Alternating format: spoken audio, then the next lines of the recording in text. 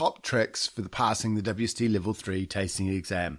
So in this podcast, we're going to look at where students lose marks, our recommended exam technique, the type of wines you're going to come across in the exam, and the hacks that can help you identify them and get the maximum marks.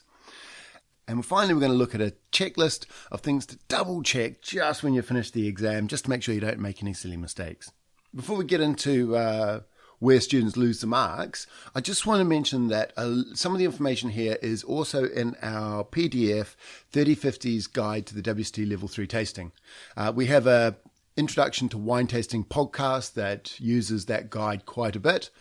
This section on where people lose the marks is also in the guide and is quite useful, and this audio accompanies that. You can purchase the 3050's Guide to WSET Level 3 Systematic Approach to Tasting. What a catchy title that one is. You can get it from our website. It costs 10 quid. And again, hopefully you'll find it really useful, particularly when you're sort of just starting to taste wines in the WSET Level 3. It's really useful. And just at the very end, when you're about to sit the exam, it's also pretty useful then. While you're online, if you're looking to purchase our wine tasting guide to the WSET Level 3 tasting exam, we do have other things to help you. We have flashcards, which are a brilliant way of learning the material. It's a load of questions that follow the textbook, and you can use it really interactively with the textbook and then create decks of cards that you struggle with so that you can really help you jog your memory. If you're running a little bit later in the course, there's some end of chapter questions that you can do, so you can do the flashcards and then answer some specific exam style multi-choice and short written answer questions at the end of each chapter. And then finally is our mock exams. These are 4 mock exams with 50 multi-choice questions, and then the short written answer questions in a style that reflects the marking schedule. These are all available from our website. Go to 3050.co.uk to have a look at those. Let's get into this top tips for the tasting level. And before we get into it, let's understand where students lose the marks in the exam. We took on a new WSET Level 3 tutor a while ago, and he was a very experienced tutor named Tom Forrest. Very experienced, very good tutor. Used to train all the people at Vinopolis, which used to be a wine museum in London, and he's been teaching the course for years, probably about as long as I've lived. Well, maybe not. And when he first joined us, I said, look, mate, just knock yourself out. Teach them the way you'd normally teach your students. And I marked the tasting papers for his students. And what I did was I went through the tasting papers looking to understand, if you get a really good quality tutor, what are the typical mistakes that students make? And what surprised me was that 28% of the marks that students lost in the exam were due to silly technical mistakes. And most of the students who fail the exam only ever fail by 1 or 2 marks. So you can see that 28% of the marks lost, that works out to be about 16 to 18% of the final exam mark is lost due to silly little mistakes. So we're going to go through the reasons why people lose marks, and then we're going to talk about ways to avoid those silly mistakes. Well, as I said, 28% of marks were lost were due to silly mistakes, but 72% of the marks lost in the exam were simply because the student put the wrong answer down. You know, for example, they might have said medium plus acidity, and I thought the acidity was high. So that is by far the biggest reason people lose marks in the exam. 72% of marks are lost just for putting the wrong thing down, and that's the way it is. But 28% of marks are because people just made a mistake. The 2 main ones, and probably the most important one that we can fix, is forgetting to write down a tasting point. You have to remember to put a note down for acidity and tannins and sweetness and alcohol and body and flavours and development and aromas and intensity on the nose and the mouth and the length. There's loads of stuff you've got to remember. And 11% of the marks lost, They simply didn't write down a value for, say, sugar or tannins. They just did not do that. So that is the number one mistake that is easy to fix.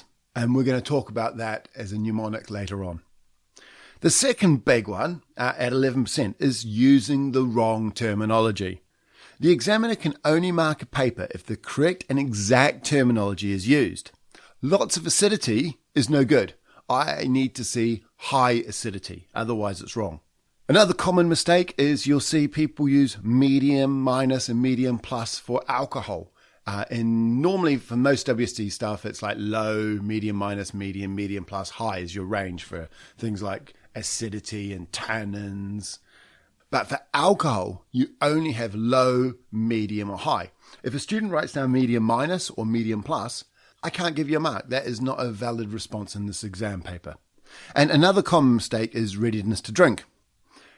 You must state how it's drinking now and how it's drinking in the future. Drink now, but will improve. We'll talk about these in a little bit more detail. So using the wrong terminology accounts for 11% of the marks lost in the exam. The next one, we start to drop down to the minor ones now. Writing two tasting elements for something. So, for example, if you said the acidity is medium and then somewhere else in the paper you wrote the acidity is medium plus, that's two elements. Or you might have said acidity is medium to medium plus, something like that. Then you cannot do that. You must make a decision. Now, I as an examiner might think, oh, that acidity is right on the line between medium and medium plus. I'm allowed to accept either medium or medium plus, but I'm not allowed to accept a range or anything like that. One of the most common reasons for this is a lot of people write these big wordy tasting notes and they sort of forget that they've already written it down and they don't see it when they're going through the paper and checking it. So we've got ways of solving that problem as well. Another one is missing aromas on the nose that you got on your mouth and vice versa. The examiner only has a single list of aromas and flavours, which they use for both the nose and the palate. So if a flavour or aroma is incorrect for the nose, then it's on the examiner's sheet and therefore it must be correct for the mouth and vice versa. If it's correct for the mouth, then it must be correct for the nose because it's on the sheet for the mouth. Therefore, it's the same sheet we use for marking the nose. If you write it down for your nose, I've got to give you the mark. So we've got a wee process to help you make sure you don't make that mistake. And the last one, which accounts for about 1% of mistakes or about just under a mark on your average paper, is that the examination sheet has spaces for eyes, nose and palate. You need to write down your observations for eyes in the eyes section, nose in the nose section, palate in the palate section. If you write a tasting element in the wrong box, I cannot give you a mark for that. So for example, if you're talking about the development of the wine, for some reason the development of the wine is under the nose section. I don't know if it's a sensible place to do it, but it's under the nose section. And if you wrote down the wine as youthful in the mouth section, you cannot get a mark. So you've got to put the right thing in the right box. And again, we've got a nice simple way of solving that. And on average, it's probably worth less than a mark per exam paper. If you add them up, these silly mistakes, it can cost people because most people only fail by 1 mark or 2. Right, so how do we fix these little silly mistakes? There's not much we can do about just putting down the wrong answer, but we can solve most of the other ones. And I think by solving these, this is one of the reasons why we've got such a high pass rate. With tasting exams, we've had 4 people fail it in about a decade. And I've only had 1 or 2 failures in the last couple of years.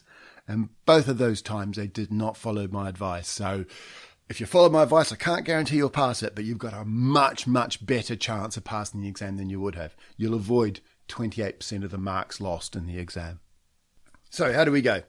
So the best thing and the most useful thing you can do is use a mnemonic.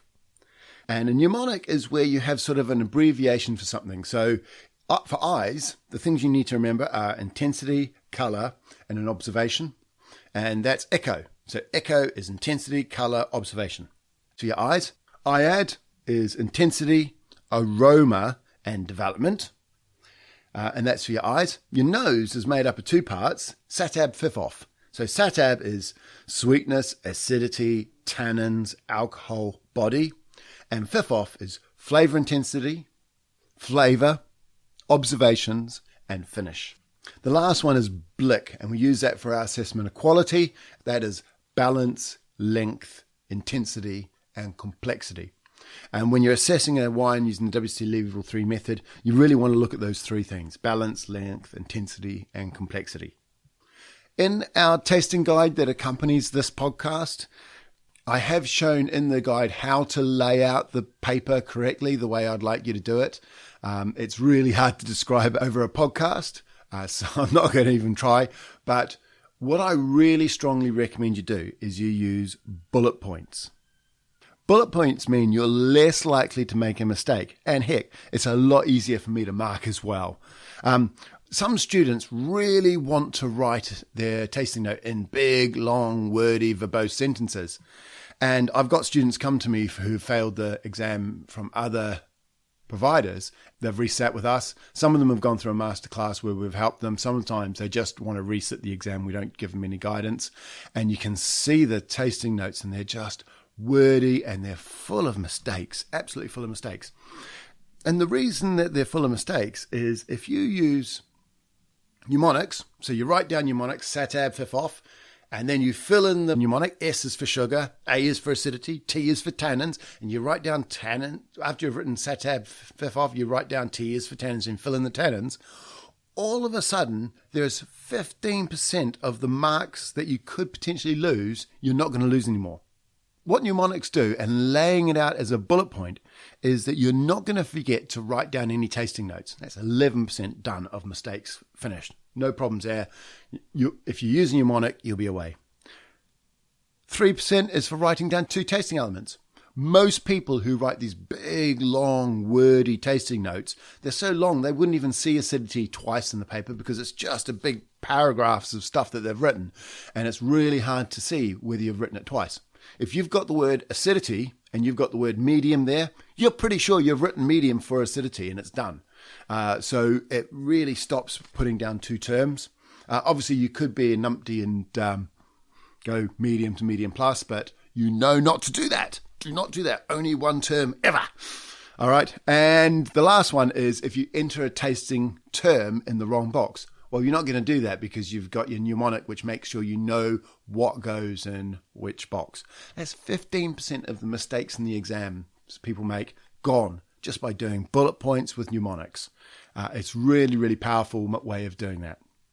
So, as I say, first thing you do before you even worry about the wine is you get your tasting paper, you write down your mnemonic using the tasting guide layout, hopefully, and then you just fill them in.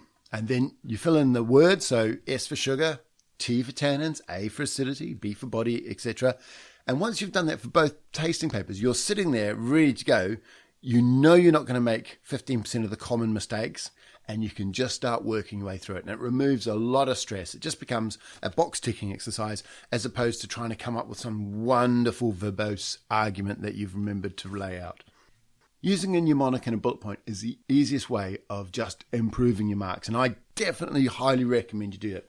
Some lecturers will say, no, write it out in wordy terms. That's fine, they can mark that, but it's going to cost you marks.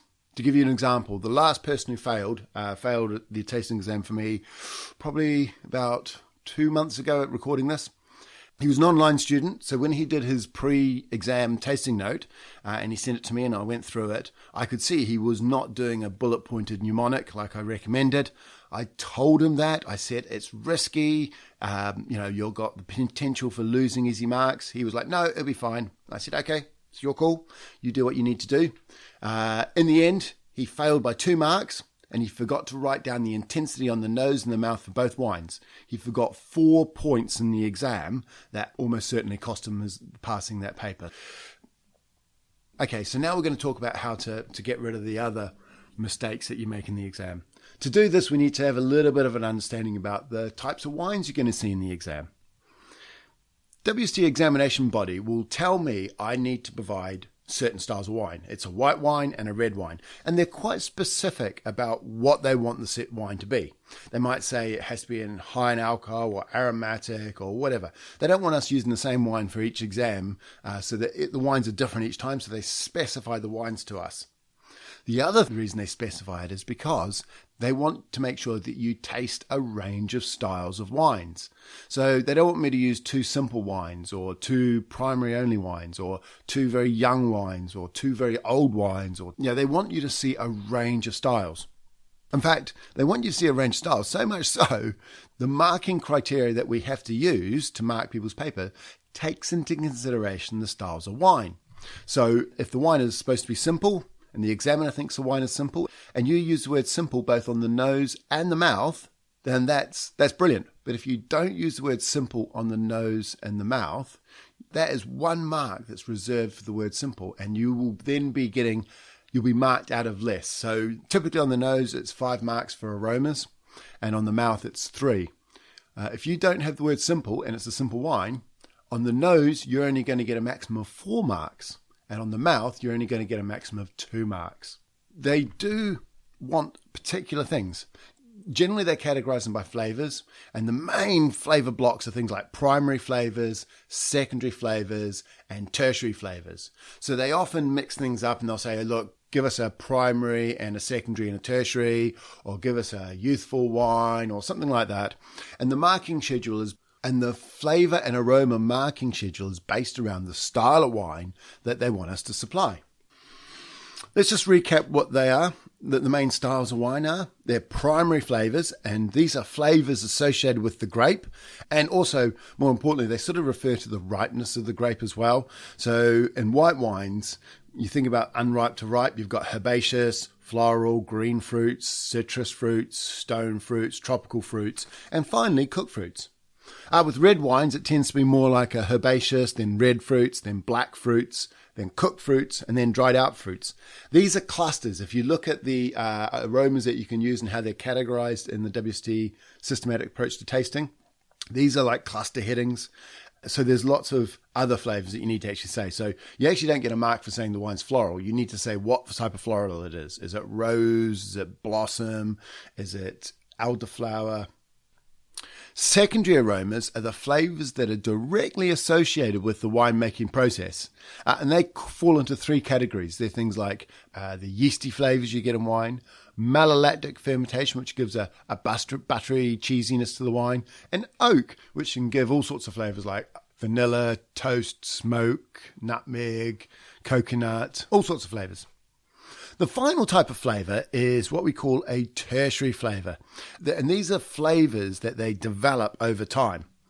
So sometimes they're flavours that react with oxygen to create sort of quite nutty flavours. You see that in white wines and red wines, some nuttiness associated with oxygen, oxidation as the wine ages. But for white wines, they can be oxidative, but also as they age, they can become less fresh fruity and more like dried fruits. So dried apricot, dried peach, that sort of thing. And then finally, you can get these really weird bottle-aged characteristics. For example, white wines often take on a honeyed note. Rieslings can take on a petrolly, oily note. Semillons from Hunter Valley can develop these weird toasty notes that aren't from any sort of oak barrel or anything like that. So you get these bottle-aged flavors as well. Red wines, they develop in a similar way. You can get oxidative aromas, those nutty flavors, nutty coffee, toffee, caramel type stuff. But also, as the wines age, the flavors become less fresh and become more cooked fruits. And finally, for red wines, like white wines, they can develop these very specific aged characteristics. They're quite often savory, but animally, earthy, forest floor, those sort of flavors. So they're the sort of main things you're going to be looking for in the wine: primary flavors, secondary flavors, tertiary flavors, and also whether the wine's simple or not. And the examiner could specify some sort of combination of those flavors. And the marking schedule that we use is based on those. So if you're expected to provide a wine that's got some sort of tertiary aroma, if you don't have a tertiary aroma, you cannot get that mark. In fact, tertiary aromas are something you need to be really careful when you're looking at, because they have massive implications for you all throughout the tasting paper. For example, as I said, if the wine's supposed to have tertiary characteristics, if you don't have it, you don't have the opportunity to get that mark. But if you don't get tertiary aromas, you're also going to get something like the development wrong.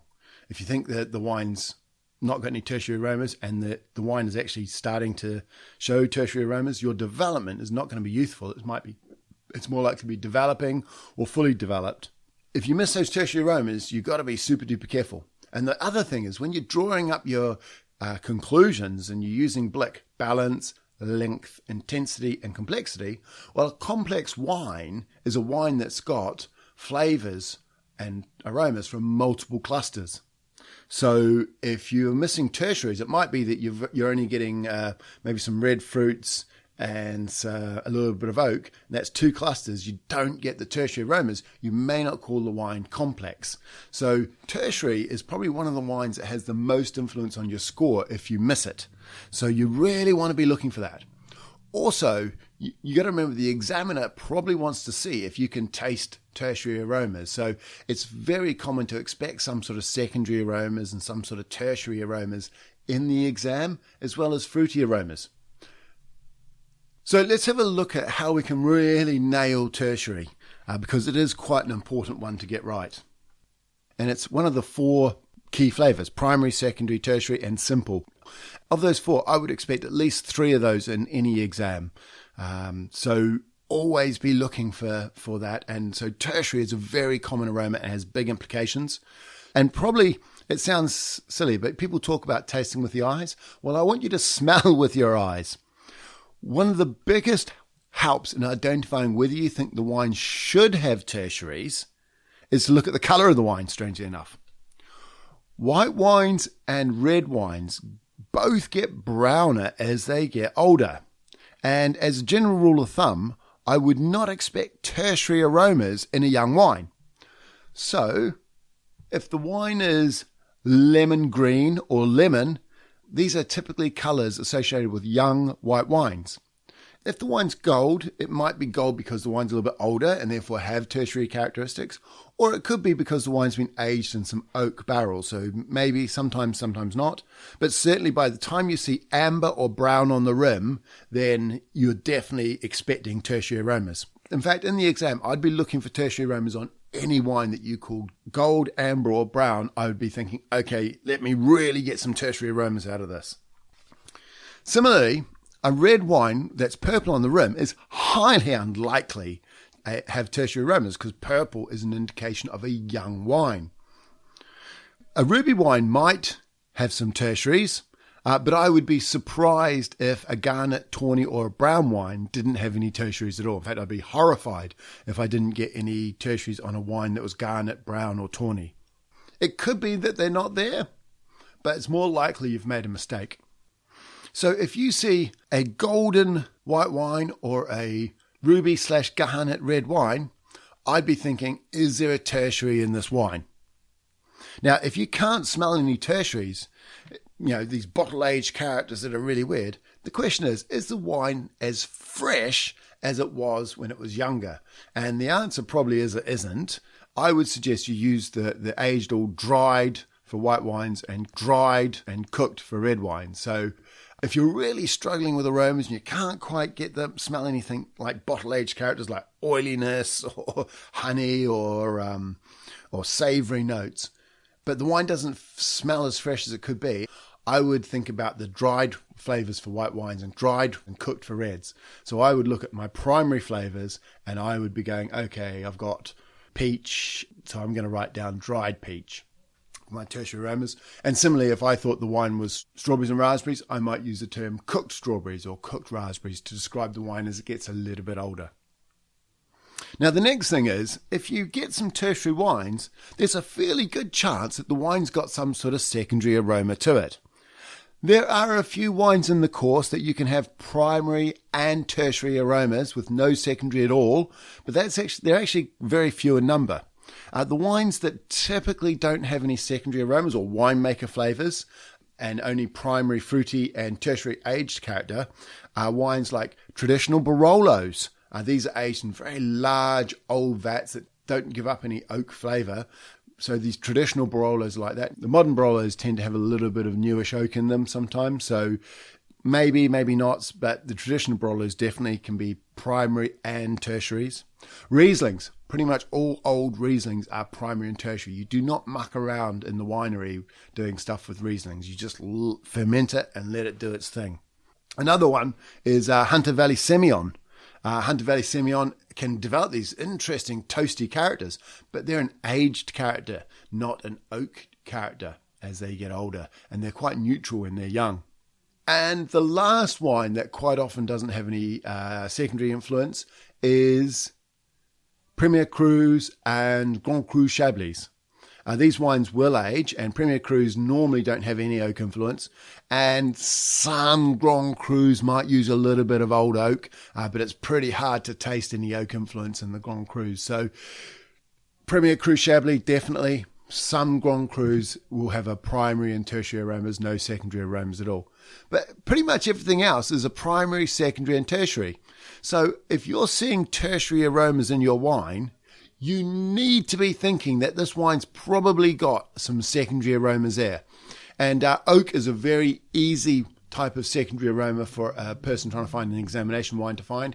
So if I'm seeing tertiaries, I'm looking really hard for oak. And I suggest you look really hard for it as well. I mentioned earlier that sometimes the wines are simple wines. These are wines that the flavours only come from one or two clusters, such as, say, floral notes, elderflower or violet, say, and, say, citrus, lemon flavours. While it's common for these wines to be particularly fruity, you will sometimes see these wines taking on a slightly vanilla-y oak characteristic to them. This is quite often associated with chips or staves. If you're trying to make a nice cheap wine, you put it in a stainless steel tank, do your fermentation, throw in some chips and staves in there, which are a really cheap way of giving that sort of vanilla-y flavour. The wine still is reasonably simple, but might only have two clusters, oak and, say, red fruit, or oak and, say, dark fruit, in which case the wine's still simple, but it does have primary and secondaries. Not a problem there, not a problem at all. But if you think it's a simple wine, then you must write the word simple on the nose and the mouth. It's really important you do it on the nose and the mouth, because one mark is reserved on the nose for the word simple, one mark is reserved on the mouth for the word simple if the wine is simple. Now, we've talked a wee bit about the different styles of wine, and a lot of the styles defined by the aromas. But how many aromas should you get down? Well, on the nose, there's 5 marks for aromas, and on the mouth, there's 3. But those 5 marks, you have to line your 5 aromas up with me or your examiner, and we have to be in agreement. And we're not always going to be in agreement. You might think it's a lemony note. I might think it's more lime. We agree it's some sort of citrus note there, but we don't agree on exactly what that citrus is. So you would miss out on the marks. Citrus is a cluster heading. You get no marks for cluster headings. Citrus, stone fruit, all that sort of stuff. You need to give specific examples of those aromas. So how many aromas? I would recommend a minimum of 7. And no more than around 20. 7 gives you a pretty good chance that there'll be some overlap. A lot of the times you might get to 10, 12, 15 aromas sometimes. Not a problem at all. Just think of 7 as the minimum that you want to achieve. I'll explain why 20 is a good upper limit in a minute. The tasting exam, the WSET Level 3 tasting exam, has no negative marking in it. So if you wrote down that you thought the wine was simple and then you gave it marks for complexity, you're not going to get marked down for saying the wine's simple on one part of the paper and then on another part of the paper it's complex. We'll just give you the mark. If it's simple, you get the mark for simple. If it's complex, you'll get the marks associated with that. But no negative marking means that if you get the flavour wrong, it doesn't matter. So the golden rule when you're writing down flavours in the WSET Level 3 tasting exam is, if in doubt, get it down. All right. So if you're thinking, oh gosh, this has got some sort of citrus, it's sort of vaguely lemon, vaguely grapefruit, vaguely lime, I'm not quite sure which one it is. You can either spend ages thinking about it or you just write down all 3. Don't even muck around. You're confident it's citrus, get all 3 down and it's not a problem. It won't affect things like your complexity, because if you know it's got some citrus aroma, that doesn't affect your complexity. It doesn't affect you whether it's simple or complex or any of that sort of stuff.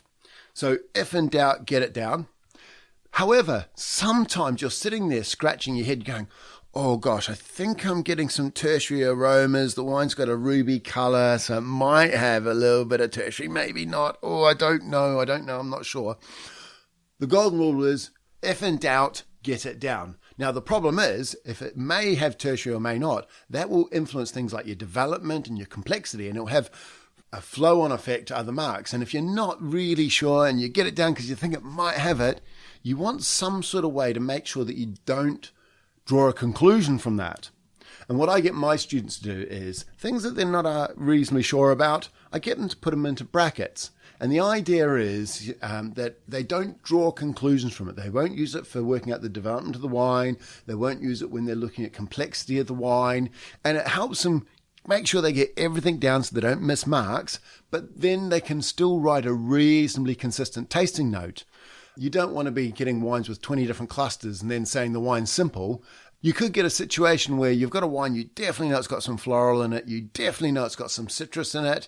You're not really sure if the wine's simple or not. You know, it's got that lemon, it's got some citrus, it's got some floral flavours that you've identified. Has it got a little bit of stone fruit? Maybe it's got a little bit of oak influence. I'm not really sure. I don't want to put it down if it's not there. I do want it, and make them say, well, what you do is you write down your citrus, you write down your floral that you're confident about, and then you put down your stone fruit aromas you think it might have, but you're not really 100% sure on, in brackets, and then you put down your other flavours, maybe your wine oak influence flavours in brackets as well because you're not sure about it. And maybe you put down a couple of tertiary aromas because you're not really sure, but you put them into brackets because you think, oh, maybe it's got a little bit of honey in there. By having them in brackets, when you go to look at your complexity in the wine, you go, well, I've got lemon and I've got floral. I'm a simple wine. I'm youthful because my tertiary is in brackets. And even though you've written down a tertiary aroma, you're ignoring it. Even though you've written down an oak aroma, you're ignoring it because it's in brackets. And it's a way of making sure you don't draw wrong conclusions. Also, it really helps me when I'm assessing my guys' tasting notes. I have a look at our guys' tasting notes as they go through the course, and I look at it. And sometimes I'm looking to understand their thinking, and without having some sort of idea of the confidence level they have on something, it can look like they're writing an inconsistent tasting note. You know, a youthful wine showing lots of tertiary aromas. That's simple, but it's also got primaries, secondaries, and tertiaries. You know, this is an inconsistent tasting note. But if they're using brackets, I can see their thinking and can understand what's going on. So when I'm assessing my students' tasting notes as we go through the course, doing mock exams, etc., I'm giving them feedback based on that. Now, the problem with saying you need to get 7 to 20 aromas is sometimes you'll smell a wine and you're really, really struggling to get aromas. You might get to 3 aromas, say. It's got some sort of vague blossom smell and maybe a little bit of lemon. And you're sitting there going, gosh, I've got to get 7 other aromas. Well, first of all, if you're struggling to get aromas, don't be afraid to use the word simple. If you think that the wine's got more complexity, you know, it's definitely got 3 clusters, but you're really struggling, I might use the word simple and put it in brackets. It doesn't matter. You're not confident it's simple. You might give the wine some complexity in the conclusion, but you don't want to miss out on the opportunity that if you've misread something, that you miss out on those marks for being simple. But if you're still struggling, what I want you to think about is what I call expanding the cluster. For example, quite often a lot of wines will have some sort of generic red fruit, and you're really struggling to pinpoint exactly what it is. It might be a little bit strawberry, but gosh, it's just got some sort of red fruit ripeness level. Well, you could just write down strawberry and then pull your hair out and go, oh, I can't smell anything else. What I suggest you do is if you're really struggling with aromas, you think it's red fruits, probably strawberries, but you're not really sure about anything, don't be afraid to expand the cluster. You know, strawberry is a little bit like raspberry, which is a little bit like red cherry, which is a little bit like red plum. So just write down strawberry, raspberry, red cherry, red plum. Bang, done. There's 4 aromas. This is really useful when there's quite generic aromas, because those generic aromas are an absolute nightmare to try and pick. By expanding the cluster, you're not adding complexity to the wine, because complexity is how many clusters you've got. You're just picking flavors from the same cluster. And that will massively increase your chance of agreeing with your examiner on the particular red fruits that you think it is. I call this expanding the cluster.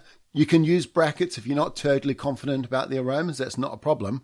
But focus on making sure that the clusters that you have identified, that you get down as many terms as you can. And when you're not so sure about a particular term because it's a little bit generic, a little bit wish-washy, a little bit hard to pick out, just put down as many that you think are as vaguely in that ballpark area, and that will help you massively. The last really important tip is don't forget to copy your nose to your mouth. I said earlier that quite often about 2% of marks are lost in the exam because of things on the nose that weren't on the mouth, or things on the mouth that weren't on the nose.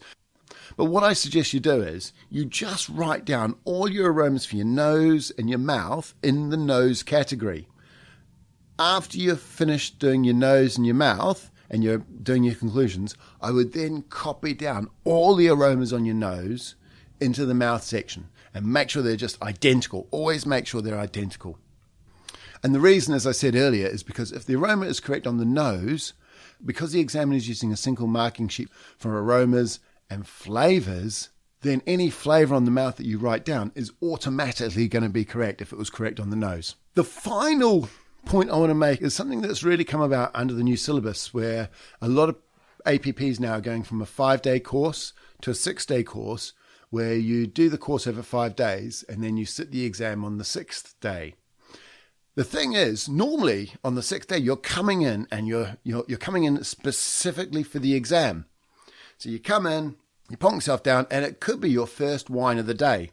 And the issue is, the first wine of the day, you are super sensitive. Oh my goodness me, everything's pronounced, everything's high intensity on the nose and the mouth, everything's really, really big. And that's simply because you've not been desensitized to wine yet. So one of the problems, and this is really common if you've just come in for the exam, is your first wine, you put it in your nose, you go, well, that's pronounced. Next thing. Whereas if you finish tasting the wine and came back to the wine, you might go, actually, it's not as pronounced as I remember it, because you've then smelt the wine quite a bit, you've smelt the other wine quite a bit, and you've come back to it, you've been desensitized, and you're smelling more like a normal person would. You should notice it quite often at the beginning of your tasting days.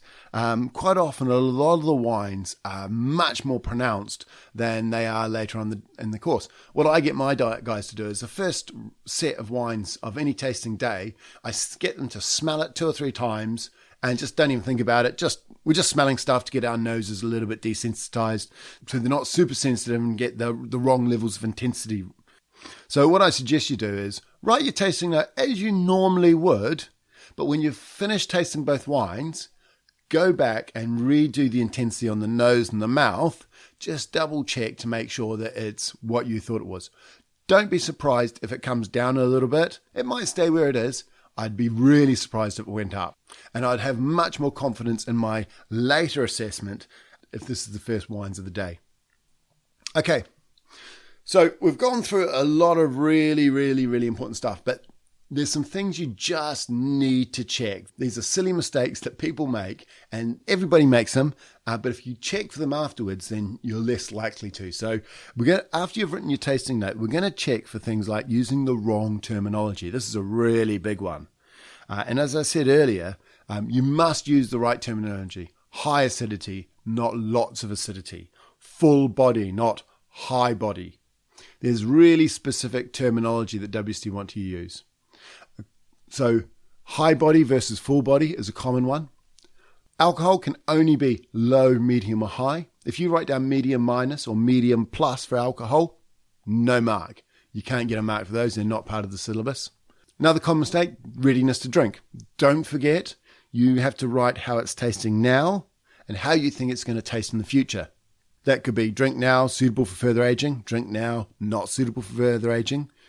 Too old, which implies that it's not really good drinking now and it won't age.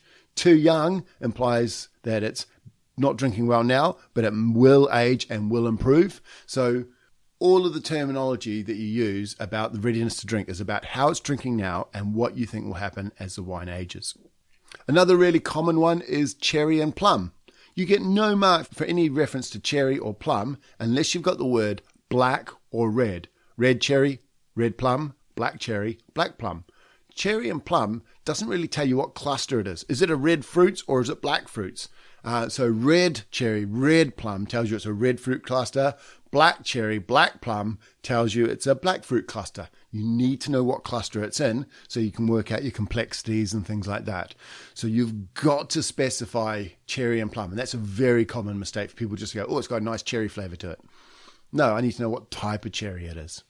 There's no negative marking, but you don't really want to go much over 20 typically, mainly because if you go over 20 aromas, and I think you're taking the P, I have to write to the examination board and they will investigate whether they think you're just writing stuff down, hoping for a miracle, or whether you've thought it through and these are realistic aromas. So if you're going to write down everything under the kitchen sink, you probably will get your tasting note failed because they think you're just guessing stuff and you're taking the P out of it. So 7 to 20 aromas, 7 to 20 flavours, that's about right.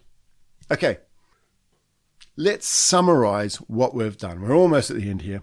Let's summarise what we've got. First of all, the most useful thing is to use a mnemonic with bullet points. Echo, IAD, SATAV, FIF off, blick, that sort of thing. Get it down first. Fill in the actual words. A is for acidity. A is also for alcohol, so make sure you write out the full word. Work through the wine, adding all the aromas and flavours to the nose section. When you've finished writing the tasting note, copy the aromas to the mouth section. Work through the other wine. If it's the first wine of the day, recheck your intensities. Make sure they're right. You've got a lovely tasting note. It's got bullet points. It's easy to see if you've missed anything. Go through, check that everything's been filled in. You've got 7 to 20 aromas, all that sort of stuff. Then go through and check your dumb mistakes. That's the right terminology. Using low, medium, or high for alcohol. Using readiness to drink. Stating how it's drinking now, how it's drinking in the future. And finally, make sure you've got red cherry or black cherry or red plum or black plum. No cherries and plums. If you do that, you're going to avoid most of the mistakes in the exam and you've got an excellent chance of passing the exam. Even if you do all this, you could still get the calibration wrong. You could think the acidity is high and it's actually medium. There is always going to be mistakes made in the exam. As I said, 28% of all the marks lost in the exam come from silly mistakes that these processes will solve and make sure you don't do. And to be honest, ever since I started giving my students this sort of information, none of them who have followed my advice has ever failed.